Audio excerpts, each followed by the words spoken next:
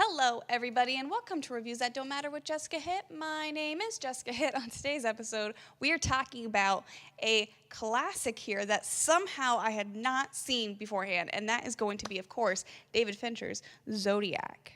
Okay, so if you know me, you know my videos, you know I'm very, very sadly into serial killers, and I'm fascinated by them.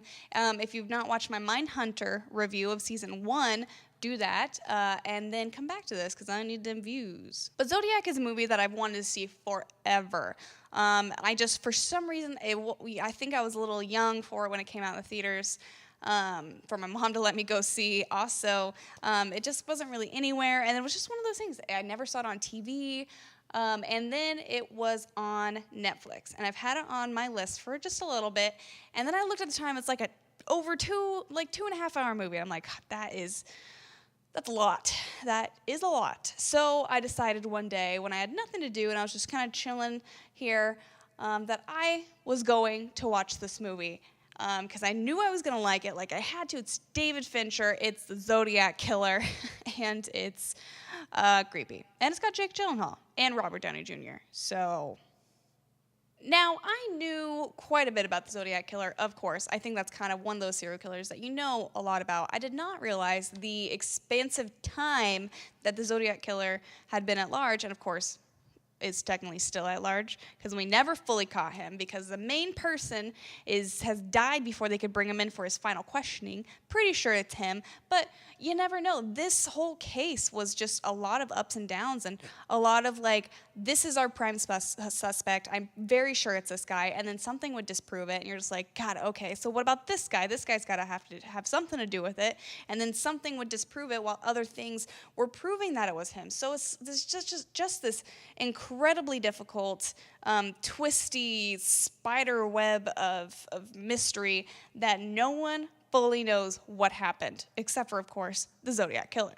And I like the way that this was told through the eyes of Jake Gyllenhaal's character, who is a cartoonist for a newspaper. And he's just kind of happens to be around when all of this is going down. He's just interested in this kind of stuff. And, he starts compiling a whole bunch of information about it. Sooner or later, he kind of gets so involved with it to where he's getting calls in the middle of the night from this mystery person that you would assume is the Zodiac Killer. And it is kind of, puts his life and his family in danger, because you also see him develop a family throughout these years of the Zodiac thing. And it's just so fascinating. Jake Gyllenhaal's fantastic for this movie. I don't think that this was nominated for anything. I don't know if it was nominated for Best Picture at the Oscars. It should have been. It's well told. Great characters. Robert Downey Jr.'s in this. I think this was part of his first revival, because he did this before he did Iron Man, I believe. Because this came out in like 2005 or 6, and Iron Man was 2008, I think. And so actually, Zodiac could have been before that, too, which means I would have been in, like, middle school or late elementary school when this came out, so I definitely wouldn't have seen it. And also, I like how they kind of put in these things that, like, I had no clue about. For the very first cipher that the Zodiac Killer sends, all of that sort of background detail of, like, should we post this in the newspaper?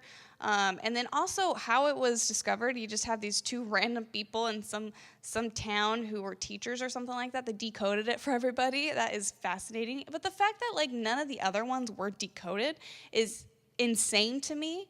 Because isn't he using the same cipher? Or does he switch it up? I don't know. Maybe I missed that part of the movie. But it's crazy how no one solved this at all. That is insane to me that technically the Zodiac Killer is still at large. And obviously I knew that going in, so it wasn't a surprise at the very end. I do think that I like how it was kind of left open-ended, but they came back around to it having a solid theory on who this person actually was. And he's been hinted at through the entire movie, basically. And he was one of those people that, like, they were pretty sure it was this person, and then something disproved it. Whether it's handwriting analysis, which I wouldn't put too much stock into handwriting analysis. It's also crazy to think that poor kid who survived the second, the second of the Zodiac slayings, the boy, he's still alive. Like, that's crazy to me. Because it feels like Zodiac is something that feels like it happened so long ago that nobody could be alive from that time, which is not the case. Like, a lot of these people are still alive, and they're still haunted by what happened to them, or the fact that they couldn't solve this. Also, this movie does a great job of showing how, because the Zodiac was so spread out in its killings, and there's different districts, of course, that were in charge of certain murders and slayings, how the sort of miscommunication between like these main 3 hubs of police or sheriffs kind of developed, and how it kind of really hindered the whole thing and discovering who this thing was, because they would find out years later, these people never told me that. Like, I had no clue. And it's really Jake Gyllenhaal's character who's trying to piece all of these things together. And also with David Fincher, I feel like this movie screams David Fincher, but it's also a little different from the David Fincher that I'm used to with like The Social Network and with Mindhunter. I do feel like this was him really developing that sort of David Fincher feel of a movie.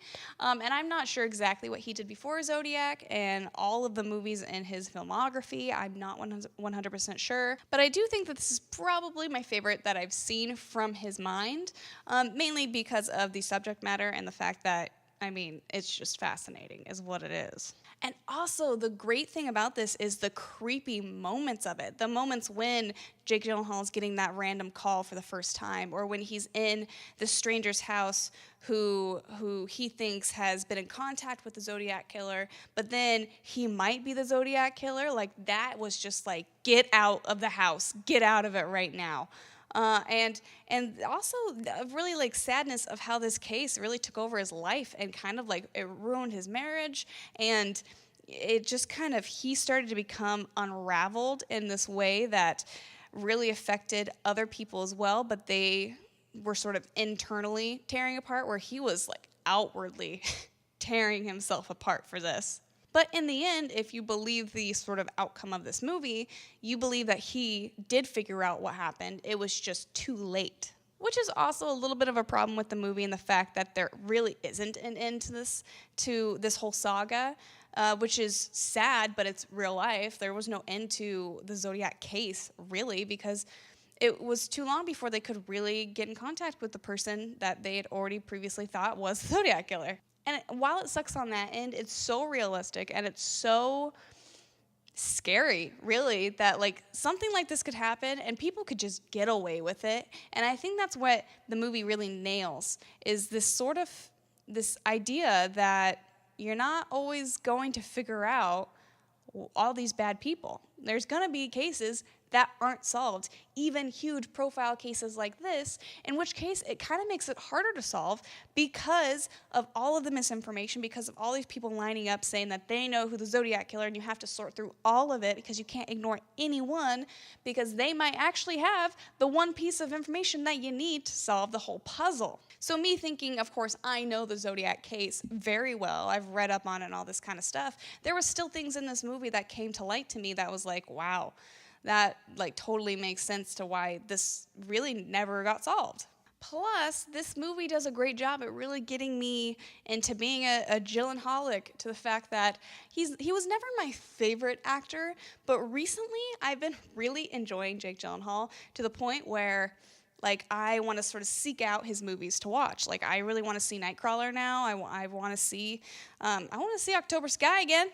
I'd like to see that again. It's been a while. So yeah, maybe I'm going to go seek out some Gyllenhaal movies and get into him, because he's never been my favorite, and I've never quite gotten the sort of interest in him until just recently. 2017, the year of Jake Gyllenhaal. Who would have thought? Okay, everybody, I hope you guys liked this review. If you did, give it a thumbs up. Comment down below with your thoughts on Zodiac. Do you like how it ended? Sorry, it's real life. It ended that way. Also, don't forget to subscribe. I make videos Monday through Friday, and I will see you guys tomorrow. Bye.